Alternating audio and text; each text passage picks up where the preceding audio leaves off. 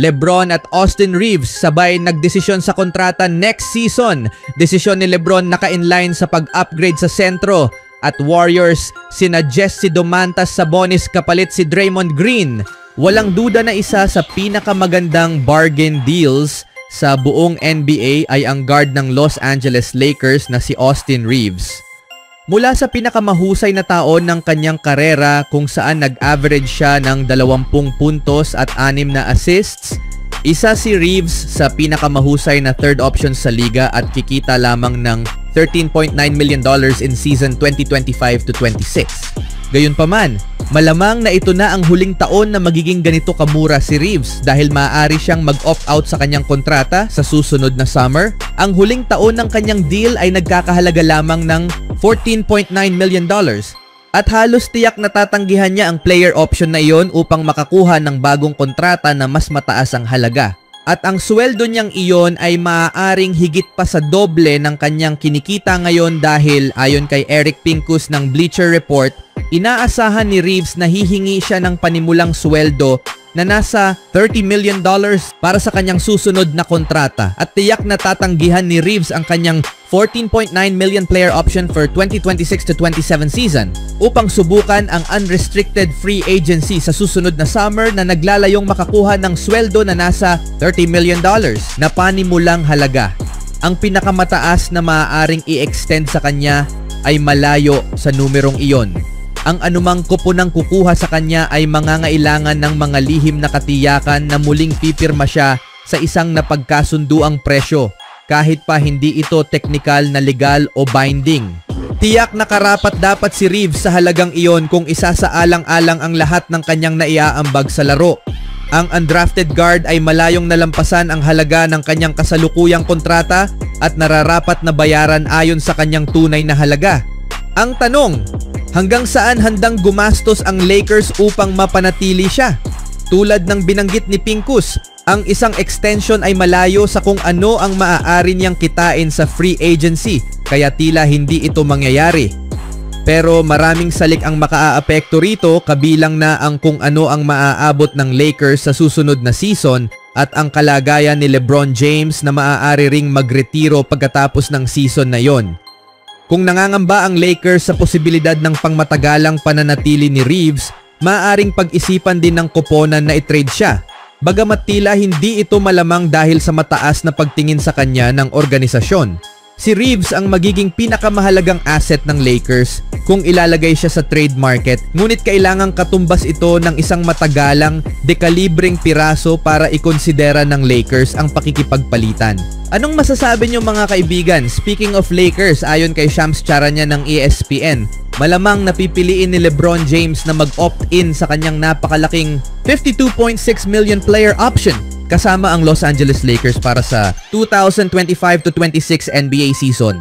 Sa kanyang panayam sa The Pat McAfee Show, isiniwalat ni Charania na si James ay kukunin ang huling taon ng kanyang kontrata kahit na ang opisyal na deadline para sa desisyong iyon ay sa Hunyo 29.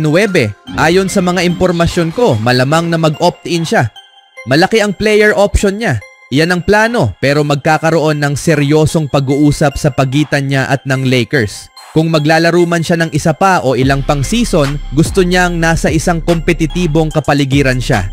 Ang laki ng player option pa lang ay isa ng malaking insentibo. Ang $52.6 million ay magiging pinakamalaking single season payout sa makasaysayang karera ni LeBron. Gayunpaman, para kay James na palaging binabalanse ang personal na ambisyon at ang pamana ng kanyang karera, ang usaping pinansyal ay bahagi lamang ng kabuuang larawan. Mabigat ang magiging timbang ng kanyang kagustuhang manatili sa isang championship contending na koponan sa kanyang desisyon.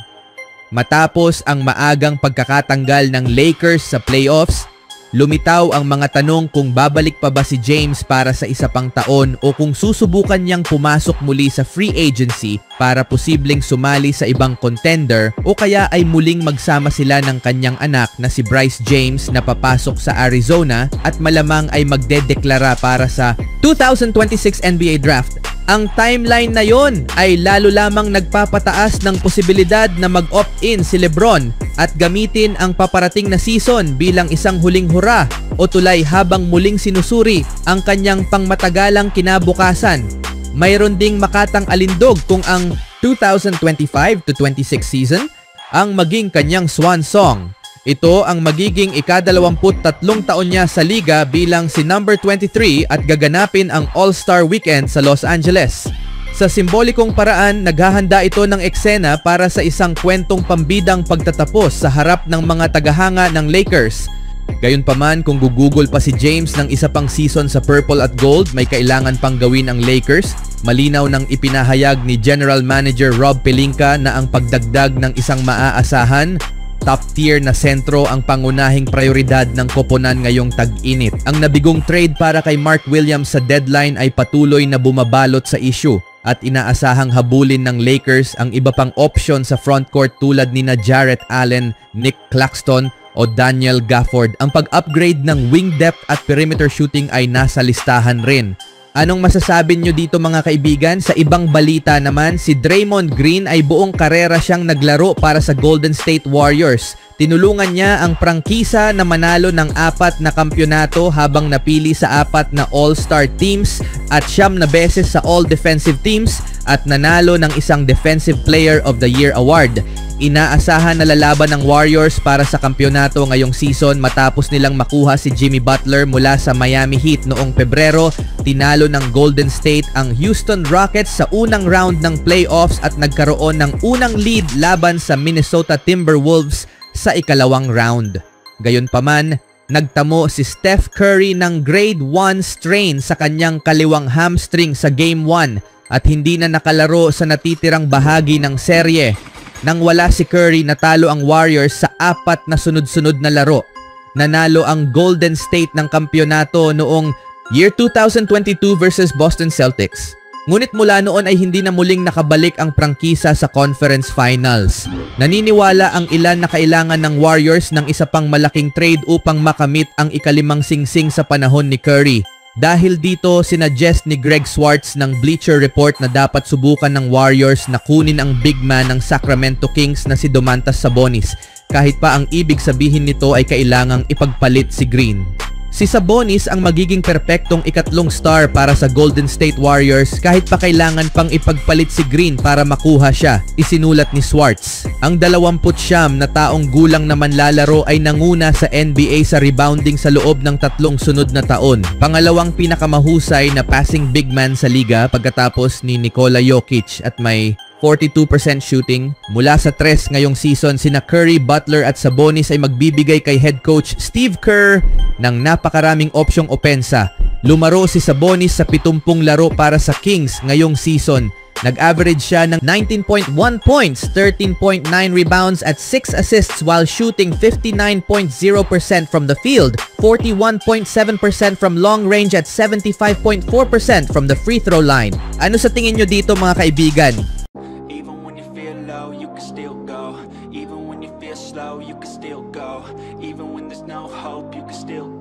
I never answer to no, man, I still go.